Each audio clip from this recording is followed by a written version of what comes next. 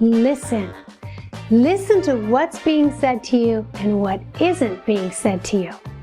For example, I had a cute little car, and within a time period of about 3 months, people kept saying, "Ooh, love your car. Make sure you get that timing belt replaced because they're notorious for breaking." Oh, okay, that's great. This happened so many times, and my intention was to get it corrected, but I was so busy. Well, I'm coming home from a gathering on a very cold winter night, about 11. Guess what happens? My timing belt broke. It caused a great inconvenience and a lot of money, but I was warned. I heard what they said, but I wasn't listening. Now, what does this have to do with caregiving? Everything.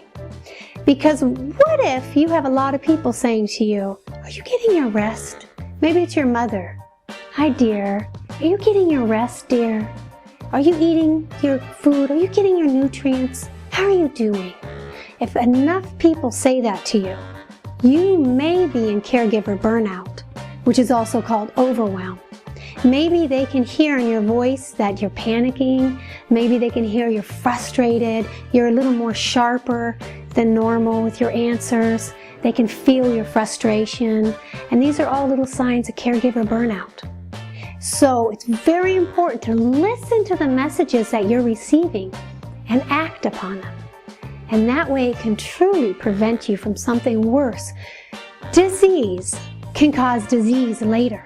So listen carefully to being what's said to you and what isn't said to you. Just for today.